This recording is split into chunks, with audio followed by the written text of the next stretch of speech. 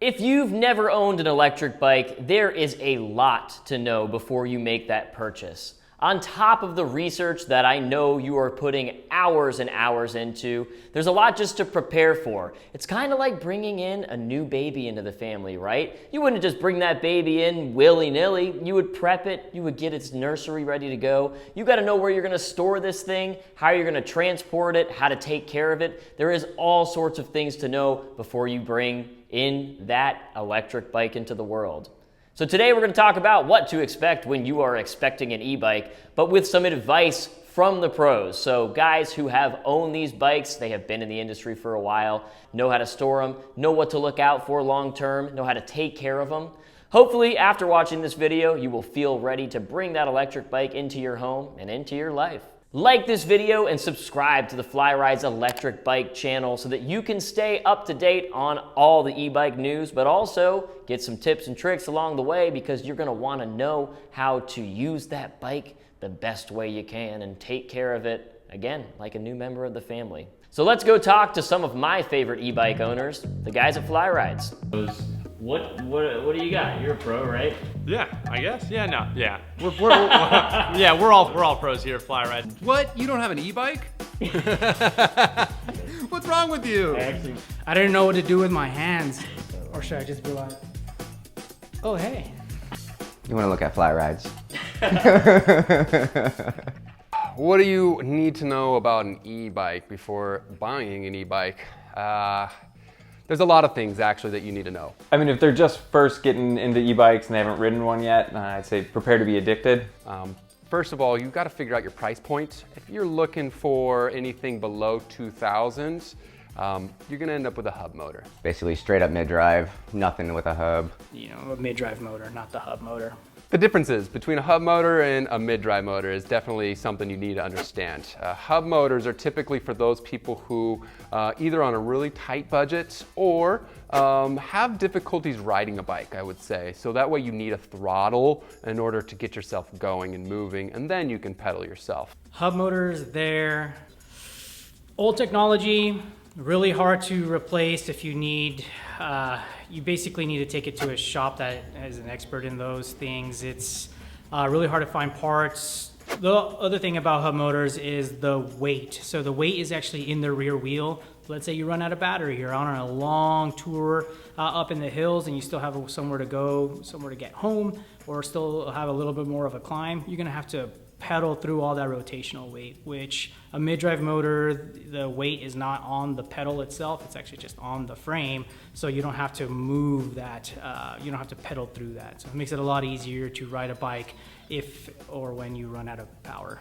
Also, the weight displacement of the bike itself, meaning that I can pick up the electric bike right in the middle of it on the top tube, lift it up, and it's gonna balance in my hand. If you have a hub motor, it's gonna shift to the right. And if you want a natural bike ride feel, always go for a mid-drive motor. One of the things you can never change is the motor. So I always think like, focus on when you go test ride, when you research about the motors, like that should be the one thing you focus on. Because if you look at all of our bikes around the shop, changed out suspension, different derailleurs, cassettes, grips, bars, like it all can be changed, but you're never gonna change that motor. I would say like the main thing you want to build your bike around is the type of system you want. So haven't been on many, definitely get out and test ride those. Bosch, Yamaha, Bros, and Shimano, all great. Next, you're gonna wanna find out what sort of riding do you like to do. In terms of bikes and electric bikes, there's road bikes, electric mountain bikes, electric trekking bikes, bikes for bike packing. Not every bike will do everything extremely well, so you're gonna wanna look at what you're gonna be doing the most. If you're looking to commute, that's something where you wanna look at the class of e-bike. That's where you have a class 1 or a class 3. Class 1 will be a 20 mile per hour top speed, to where a class 3 is 28 mile an hour top speed. And I tell you, being that I'm a commuter myself, you're gonna want a class 3 e-bike. If you're looking to do specifically off-road, that's where you're gonna wanna go into an EMTB or electric mountain bike. The class 1 EMTB, there's a lot to choose from. So in that angle, you're gonna also wanna look at what sort of specs you're into, how much power you need from the motor. You're gonna also wanna find out how much travel you're gonna need, whether you're an up and downhill kind of guy, or if you're just a nice flowy trail person. A lot of that depends on the kind of bike you're gonna wanna look for. Do your research, and your opinion, you need to develop your own opinion on a product. Don't just go buy a 29er just because the internet says it's cool to do. Get out there, get to a local dealer, test some bikes. I think, our videos and other reviews out there are the best way to start, I'd say, but hold it all with a grain of salt. People will call us and say like, oh, I read a really good review on this enduro style bike, 180 millimeters of travel. I said, well, that's great. What kind of biking do you do? And they're like, well, cross country. So I think it's important to, read reviews, see, input on like manufacturers, motors, but then call experts to help kind of align with your riding needs, I think is the most important thing when it comes down to that. Yeah, I think it's important. A lot of e-bike companies these days are kind of adapting e-bikes, and you go in and their first push isn't like, this is why an e-bike's better for your life. It's like, oh, you can't ride acoustic, here's an option for you. And when you call a company that's been doing it for 10 years and everybody lives the lifestyle, it makes it a lot easier. And it's the same reason why I switch out my bike every 9 months, because I can't tell you how I feel about the Shimano motor if all I've done is ride it up and down a block. I want to be able to, and all of our staff, I think, want to be able to experience the motors, the ride feel, the different gearings, brakes, because without that experience, you can't relate it to the customer. When you go into a shop, ask the employees what they ride, what they prefer. Obviously, if they say they ride one brand over the other, ask them why they prefer that brand. They might have some small niche things, or it might come down to wheel size, or especially how the suspension feels. That's a big one for me. There's so many different suspension designs out there nowadays that they all feel significantly different. I would say the biggest thing between e-mountain bikes when you're looking at shopping for one is the difference in feel between the motor brands, and then next I'd go suspension design. Locks to keep it secure. I personally have a U-lock and an Abus foldable lock. Both of them are the higher rated ones, so I use that and never had a problem when I'm going down to the beach or going down to a pub, locking it up front. Never had an issue. Bikes do get stolen, whether it's an e-bike or a acoustic bike.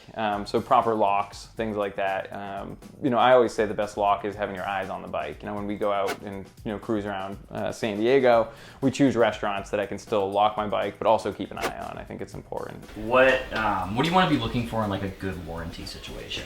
Would you say like what's the kind of thing you want to be looking for like when you're looking at warranty stuff?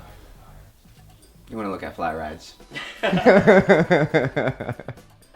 All right, cool. So we're going to help you through the entire process, because most of the industry has it pretty much standard warranties across the board. There's basically having a service shop that will help you through the whole process. So if you're gonna get a Bosch system, obviously make sure that the shop that you're getting it from is Bosch certified from us, because we ship bikes all over the country. We have the availability to work on warranty processes that are not necessarily in shop. But if you are local, we take care of you no matter what.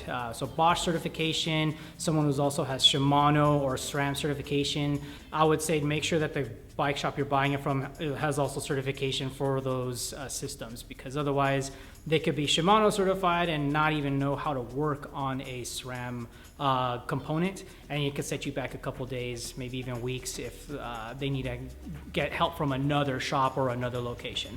Fresh into the e-bike world, I was kind of like everybody else who didn't own an e-bike. I had it in the back of my mind, cheater bike, right? Getting on one, I instantly realized that that's just not the case. If you're pedaling hard for an hour, you're pedaling hard for an hour, no matter if you're on a regular bike or an e-bike. Just with an e-bike, you're going further, faster. I rode my bike from Vancouver, Canada to San Francisco, and I know what hard work is when you're putting in work on a regular bike. They're not cheater bikes at all. In fact, they're gonna push you to do more things and to be more adventurous in the end. Personally speaking, my favorite thing about electric mountain bikes that I totally looked past when I wasn't riding electric bikes was the fact that I still get the exact same workout that I did on my acoustic bike. I just get to go twice as far and have twice as much fun. And what I mean by that is if I'm pedaling up a mountain on my acoustic bike and I'm going 8 miles an hour and I'm pushing myself to the max, and I go out and do that same ride on my electric mountain bike, push myself to the max, I still got my heart rate up in the high 170s, except I'm not going 8 miles an hour, I'm going 12 or 13. And I get up to the top twice as fast, go down the backside, come back up. There's really so much you can do on an electric bike and an electric mountain bike. You can get out, go farther than you ever thought you would, and explore. Just make sure you don't fall into like a trend. I think, you recently did a video on 29er versus 27.5. I fell right into it. I bought a 29er wheel set, and on my new bike, it's 27.5s. I preemptively bought a wheel set because I was like, I only like 29ers. God, I love the 27.5s, and everything that comes out is like suited for the mass, but it might not be suited for you. So just try what you get. I always tell people, like, you don't have to spend a ton of money while buying an expensive bike. Get it and evaluate, because you might be happy with what you have anyway, and you won't notice the difference. My first piece of advice is get the bike. Right now, bikes are flying off the shelves. E-bikes are here to stay, and they're growing, and sales are growing too. So if you see a bike that you like, that it fits you, get it. Bikes are amazing. Great suspension if you're going on those towards EMTBs or mountain biking. Really good high speeds, great shifting drivetrains from SRAM and Shimano, even Box in certain bikes. There's a lot to be sold on right now, and if you like the bike, get it. So I'd say that sums things up pretty well. Go out there and get that bike. Don't forget to like this video and subscribe to the Fly Rides electric bike channel so that you can stay up to date on all electric bike goings on, and you can hear all the best advice from the pros. We'll see you guys next time. Thanks for watching.